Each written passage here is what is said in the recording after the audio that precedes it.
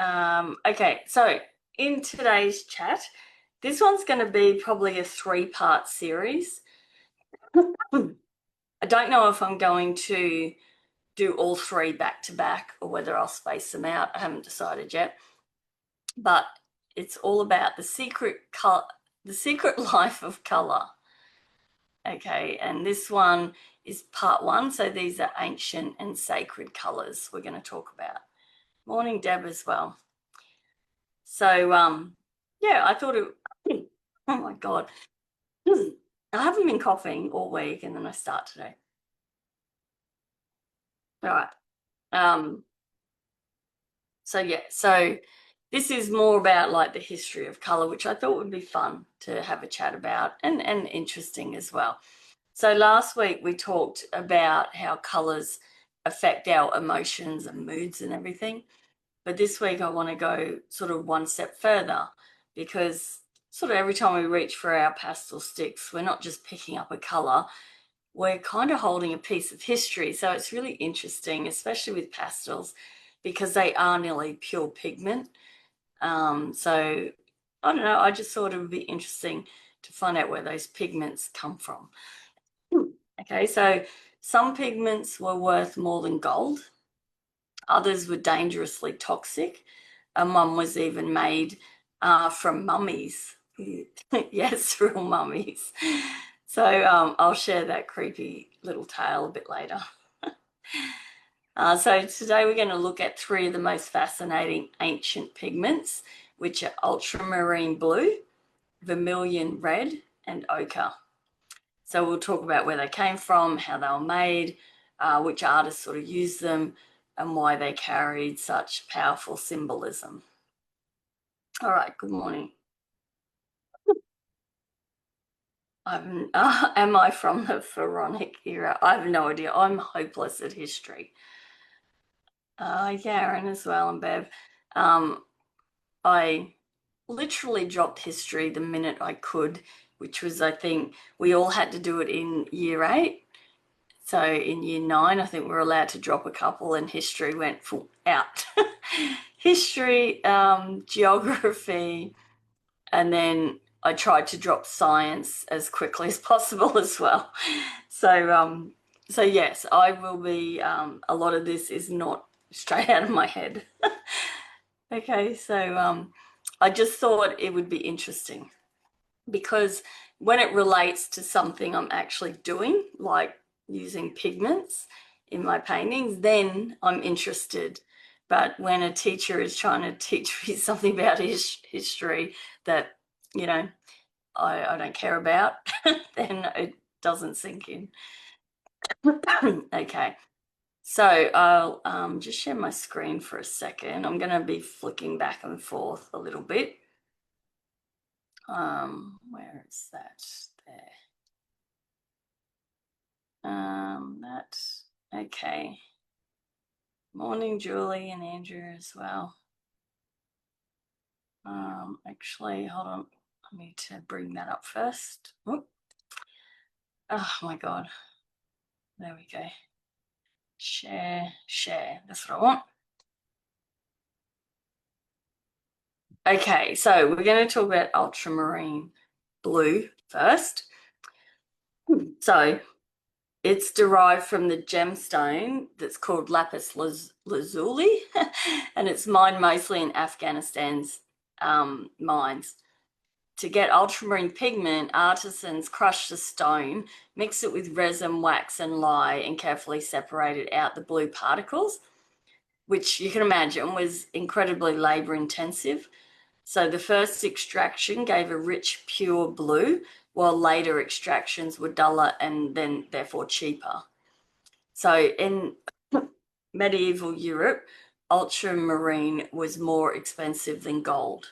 Because of the cost, it was often reserved for the most important subjects in Christian art, especially in the robes of the Virgin Mary, which was symbolizing holiness, humility, and purity.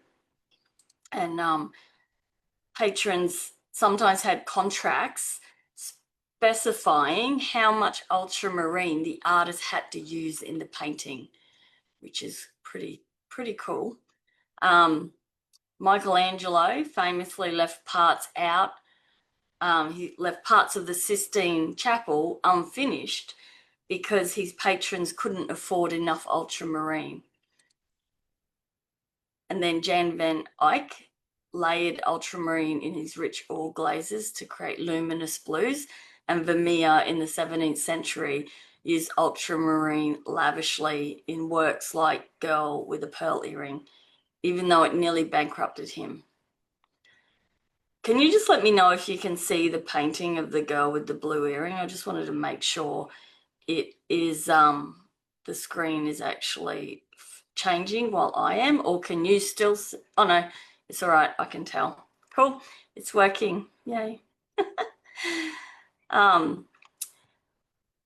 So natural ultramarine is still available, but astronomically expensive. So since 1828, we've had synthetic ultramarine, chemically identical, but safe and affordable.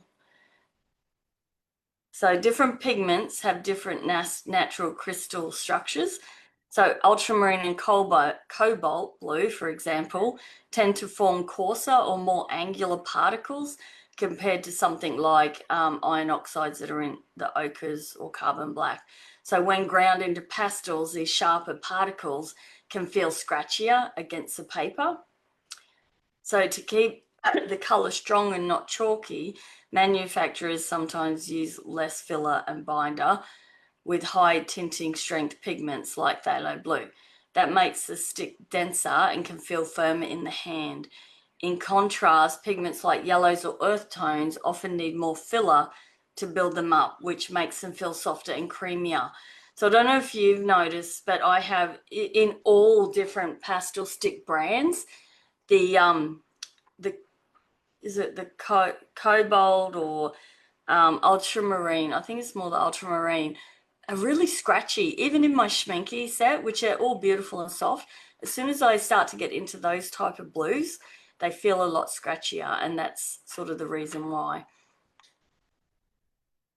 Just imagine, how do you think you would use blue if you had to ration it like gold?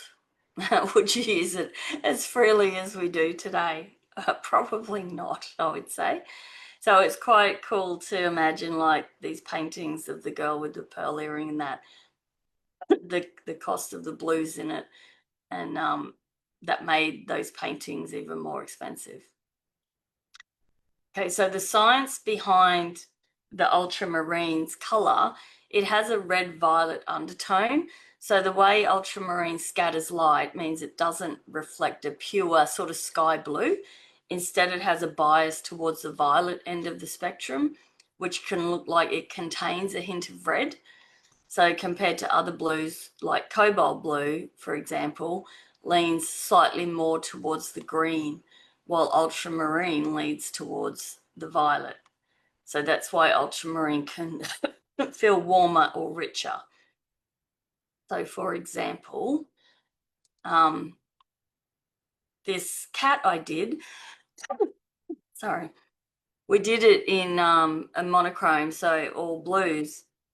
But if you notice the plant here, like the rest of the cat, I did more in sort of, I suppose, cobalt blues, whereas the plant, I did it in ultramarine, and it really looks purple against the blues of the cat.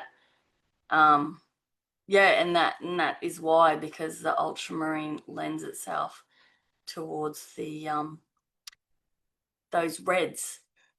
So it's something to keep in mind. I'm just going to stop sharing now for a second. Okay.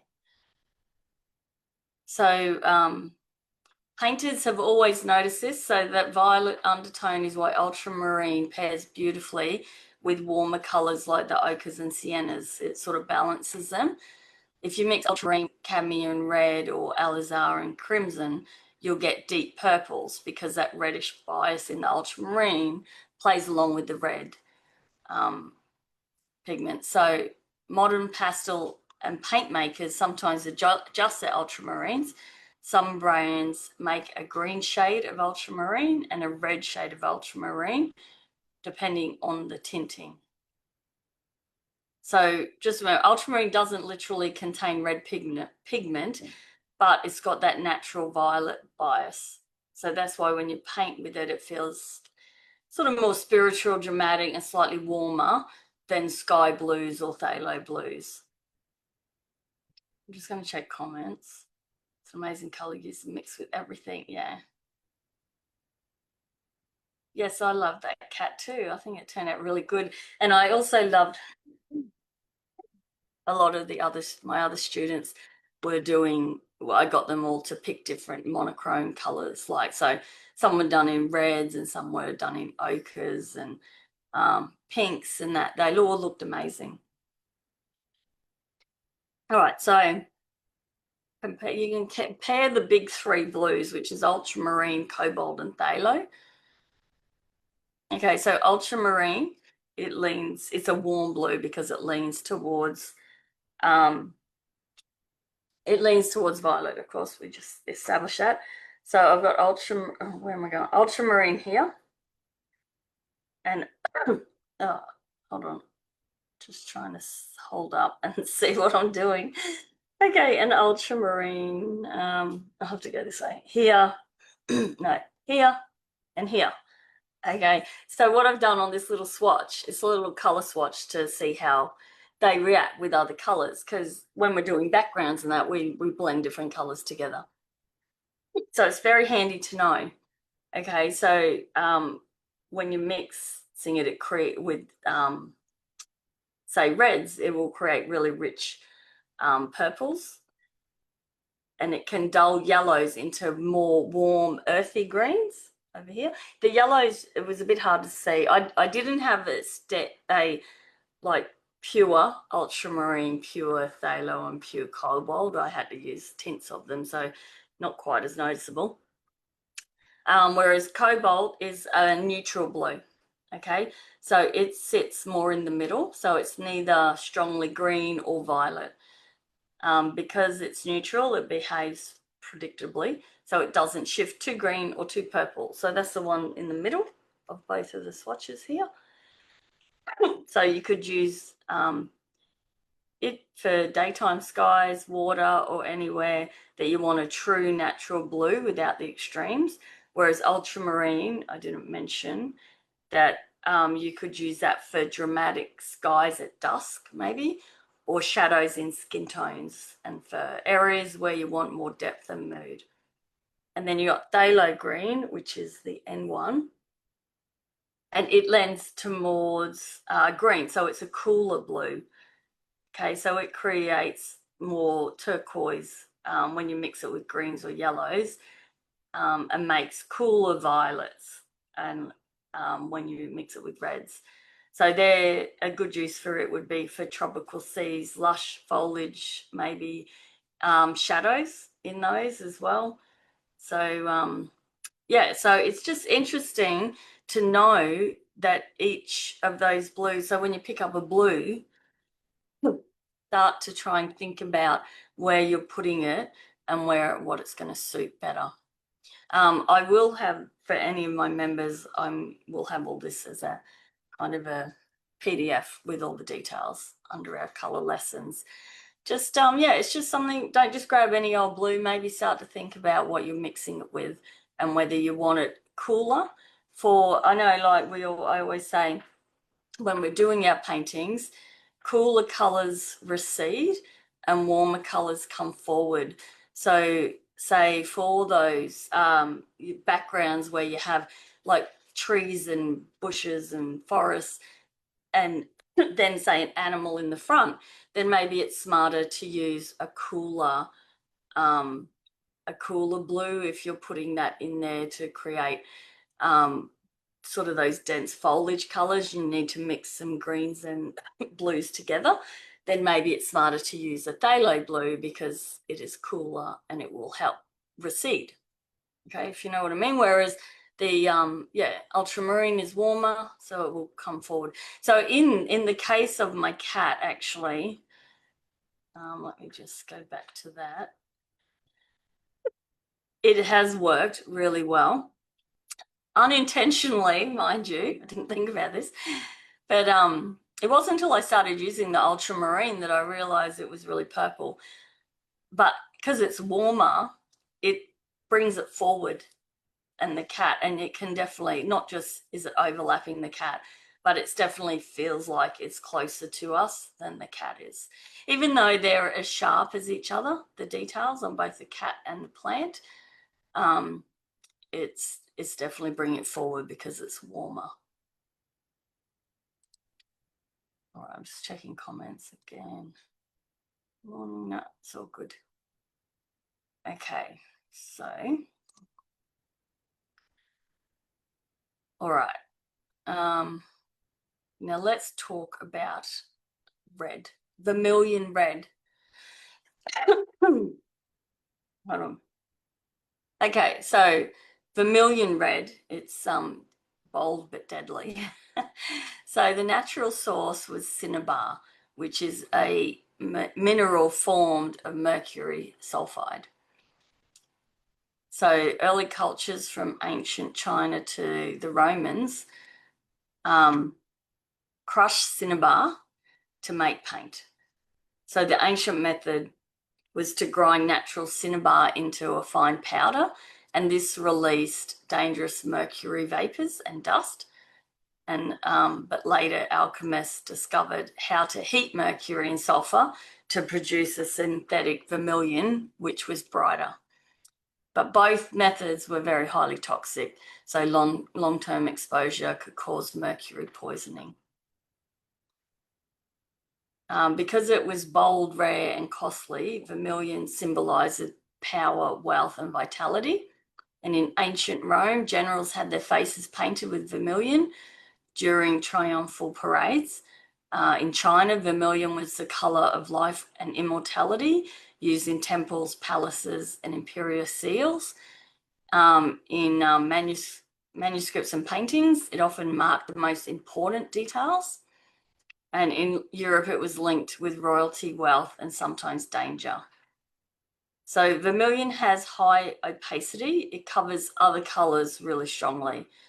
It reflects a narrow band of warm red orange light, which is why it seems so saturated and powerful compared to earth reds like in the ochres. So its particles scatter light in a way that creates a slightly glowing quality, almost like it's lit from within. I just wanted to share this again. Share. I've only got a couple to share here.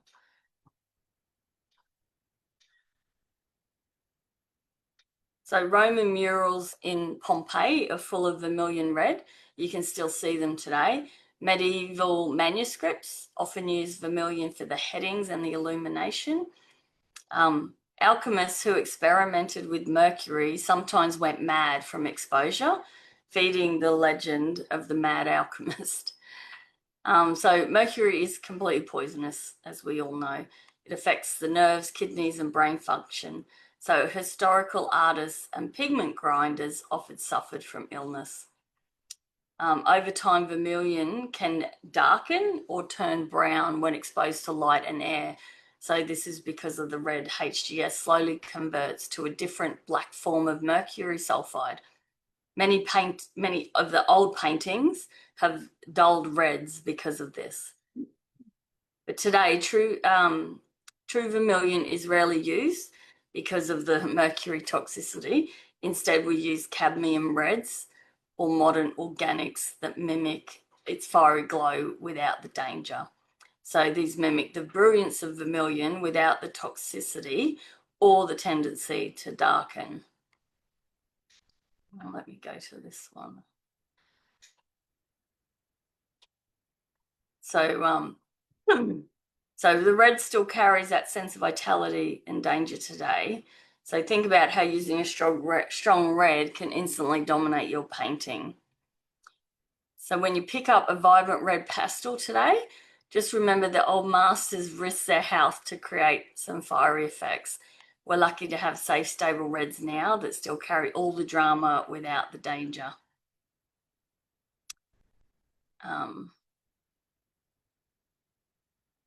All right, so that's the red. And I'm just going to go into ochres. Hold on, let me check comments again. I bet there's a lot to think of while drawing, not just feeling your work. Oh, you can definitely be intuitive and just feel your work. Hi, Carolyn in the US. But there are techniques and tips and tricks that, yeah, the more you learn, the better you'll get, and you'll be able to use. Color's an enormous thing to even start to learn about. So, but it can help you create a better painting. But definitely you can just go intuitively. But when we are starting to think of things that we want the viewer's eye to go to a certain spot, then we can do that with different colors. Again, like I said, with receding and coming forward with different colors. If we want to make a painting appear, have a more moody sort of quality, we can do that with color. If we want it to sort of convey the warmth of a hot day, that where maybe landscape painters especially would need to use color. You know, there's all little things like that that you'll just learn over time, and you'll get better and better at it. And yeah, you can just help your paintings. Hi, Alexandra as well. All right. Oh, I'm still sharing my screen, aren't I? Okay, well, all right. So now let's just talk about ochres. So ochre is a simple iron oxide mixed with clay. So it's basically colored earth. It comes in shades of yellow, red, and brown, depending on the minerals present. To make it, ancient people collected earth from riverbanks and cliffs, dried it, crushed it, and mixed it with fat or spit or plant sap. Ochre is the oldest pigment used by humans.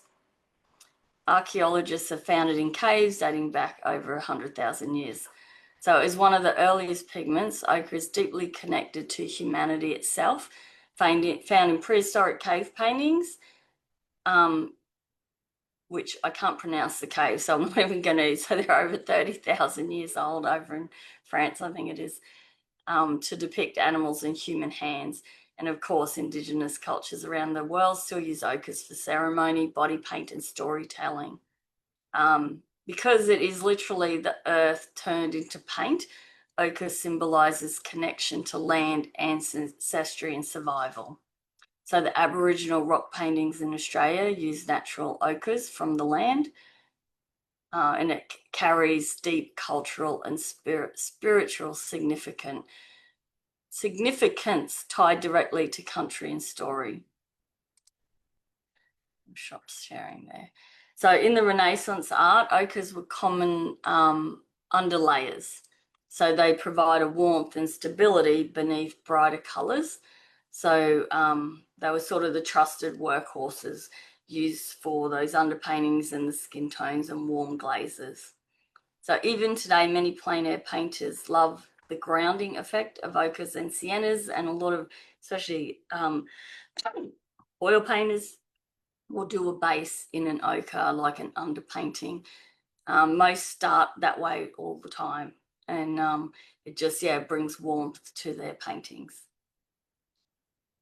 So in some places, ochre was so abundant, it was practically free, while ultramarine had to be imported at huge expense. So showing how value often came down to scarcity rather than beauty. Ochres are still mined, for example, in Roussillon in France, but they're also manufactured synthetically. They're one of the most light, fast, and stable pigments available. And ochres are still widely used in pastels, oils, watercolors, and earth-friendly paints. So yeah, so say if you did a painting, which I know some of my students did, those ochres, the cat in the ochres, and it should have really helped to feel, give you that feel of grounded and calming. And when you look at a painting done in ochres, it should give you that sense when compared to really a bright, modern, pigmented painting. to an ochre one, it will make you feel calmer, and it does. And yeah, it's because it's part of the earth, I suppose, and it does ground us. So the different colors with ochres come from the type and state of the iron oxide. So yellow ochre is from, I'm going to murder these names, geothite. Red ochre is hematite, and brown umber is iron oxide with added manganese. So the yellow ochre and red ochre are both from iron oxides, but just different ones. And then that brown is iron oxide as well, but it's got manganese added. Okay, so iron oxides are extremely good at absorbing most light wavelengths and reflecting warm tones. Because the mineral particles are naturally irregular, ochre scatters light softly, giving it a matte, earthy appearance. This is why ochre always feels grounded compared to the sharp brilliance of synthetic pigments. So the benefits of ochre is they're non-toxic. They're extremely light fast, so cave paintings are still visible after tens of thousands of years, and they're stable under most, nearly any condition. The only problems with them are their limited colour range, so you can't get any bright, punchy reds or yellows from ochres alone. And natural ochres can vary in quality depending on the source.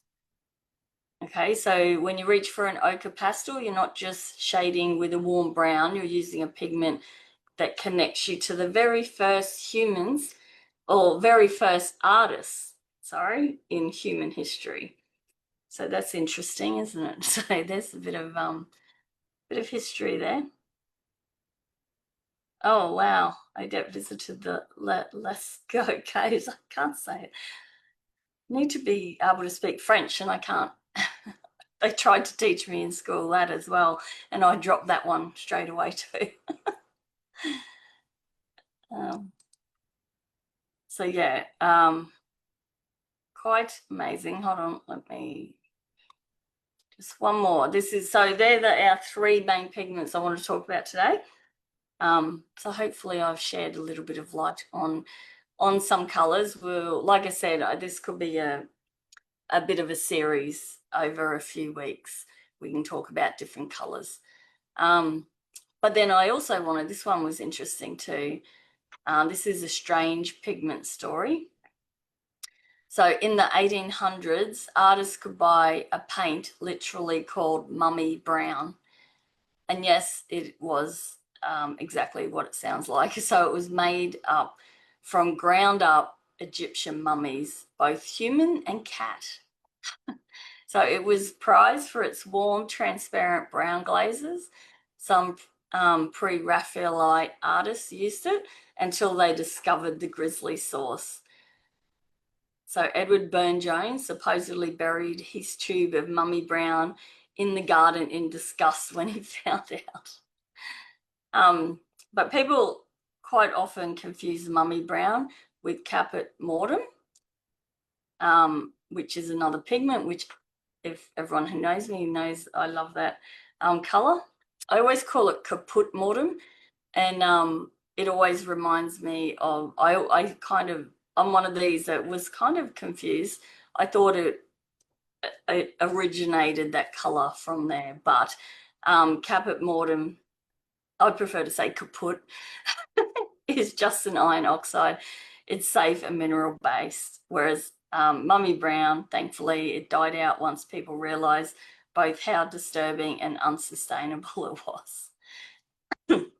So today we've seen how colour isn't just emotional, like we talked about last week. It's historical, symbolic, and sometimes bizarre. So ultramarine, once worth more than gold, is the symbol of divine. Vermilion, brilliant but deadly, tied to power and passion.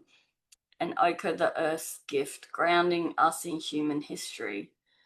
And then mummy brown is proof that not every pigment story is beautiful. So yeah, so just really interesting. There's such old colours, and they have changed over time, of course, of how we produce them. But it makes you really appreciate some of the old masters' paintings of how they had to get the pigment and all the rest first. We can just go to the shop and buy what we want, and it's not toxic to us. Whereas back then they had to really think about what they were using, and a lot of effort went into getting those pigments first before they could actually use them.